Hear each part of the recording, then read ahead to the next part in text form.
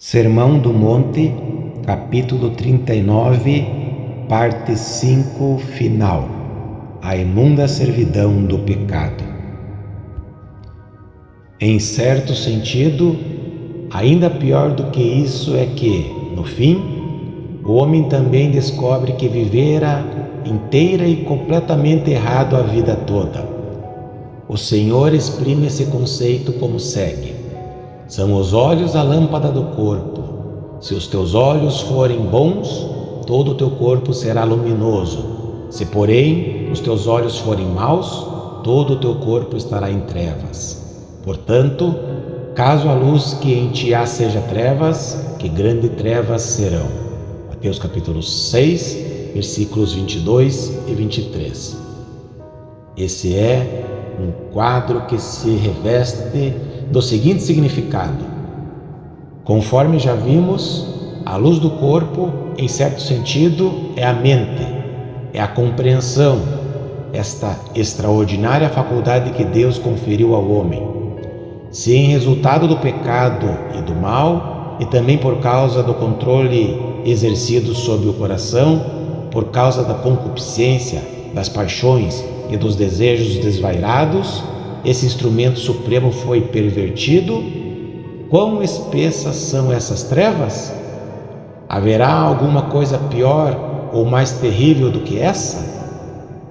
Poderíamos completar a questão pelo ângulo seguinte: o homem moderno, conforme tem dito e conforme sabemos perfeitamente bem, não somente acredita que está sendo dirigido pela sua mente, mas também rejeita a Deus em virtude de sua mentalidade e compreensão.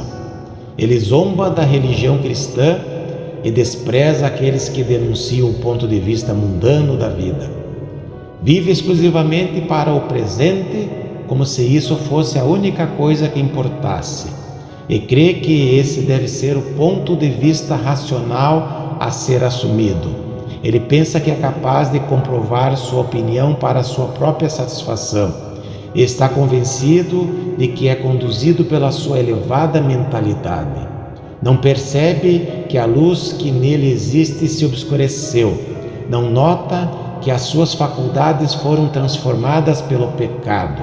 Não vê que diversas forças estão controlando e drogando a sua mente e que ele, por si mesmo, não está mais agindo livre e racionalmente.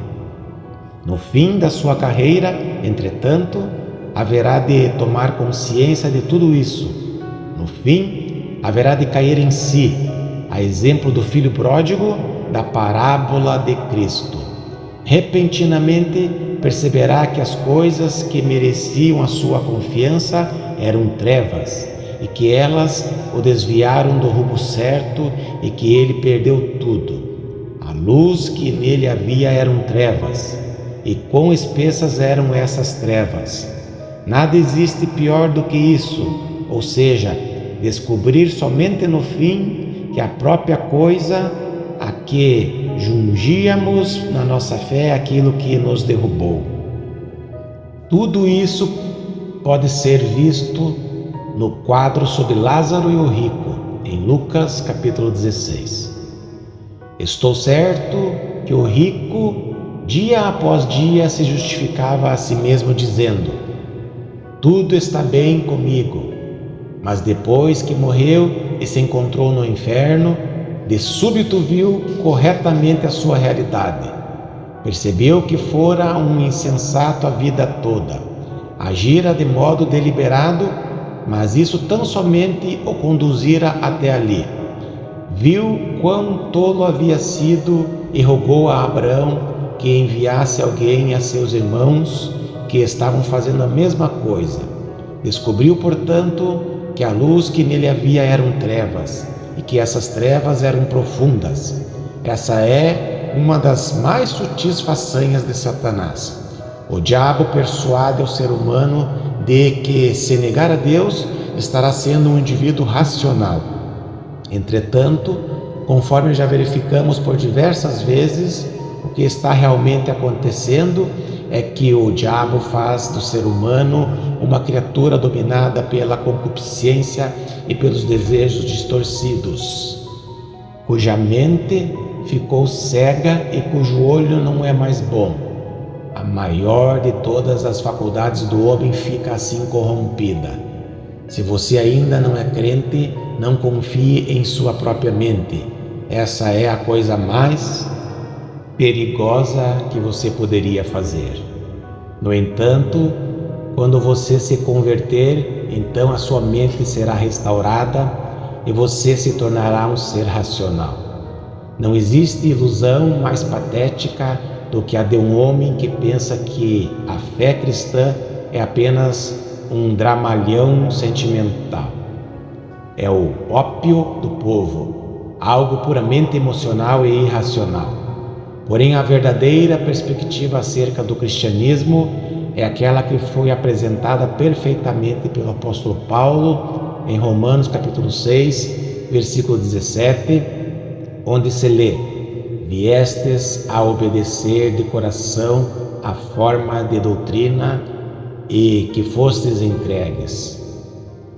Essa doutrina lhes fora anunciada e quando a ouviram, gostaram dela, confiaram nela e a puseram em prática. Acolheram a verdade divina. Antes de mais nada, com a própria mente. A verdade tem que ser recebida com a mente e é o Espírito Santo quem permite que a mente do homem se torne perspicaz. Nisso consiste a conversão e é isso que resulta da regeneração. A mente é libertada dessas distorções do mal e das trevas espirituais e então discerne a verdade e passa a amá-la e desejá-la acima de todas as coisas. Aí está. Nada existe de mais trágico do que um homem descobrir no fim de sua vida que vinha agindo de maneira totalmente errada o tempo todo. Resta-nos dizer uma palavra final.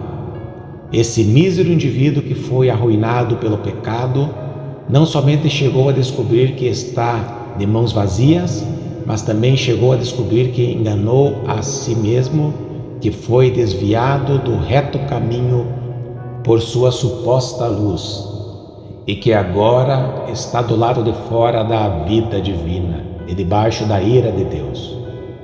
Não podeis servir a Deus e às riquezas.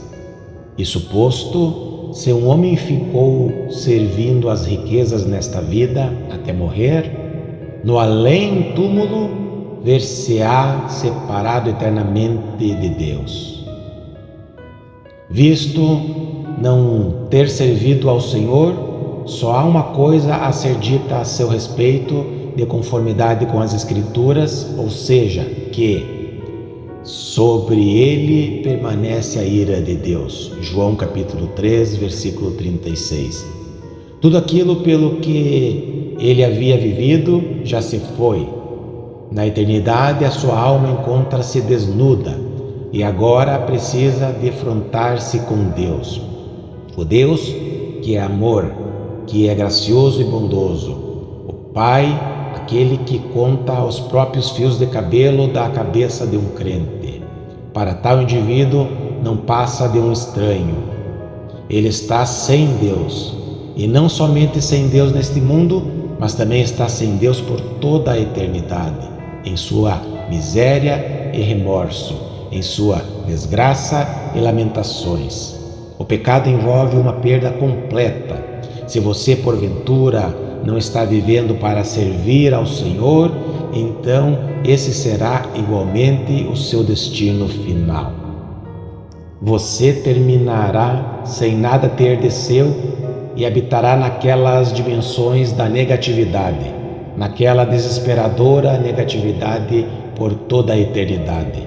Que Deus não permita que essa seja a sorte de qualquer um daqueles que estão ao alcance dessas minhas palavras. Se você quiser evitar tão amarga sorte, então avizinhe-se de Deus e lhe confesse que você tem servido somente as coisas terrenas, que você só tem acumulado tesouro sobre esta terra.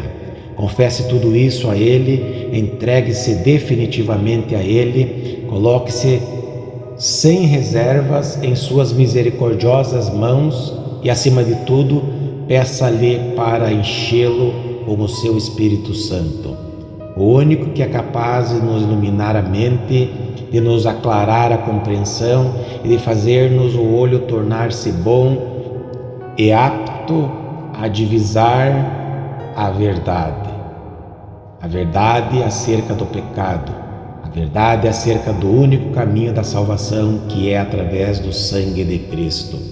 O Espírito Santo é aquele que pode mostrar-nos como nos convém ser libertos das perversões e da poluição do pecado, tornando-nos homens e mulheres inteiramente renovados, criados segundo o molde e padrão do próprio Filho de Deus, capazes de amar as realidades divinas, capazes de servir a Deus e a Deus somente.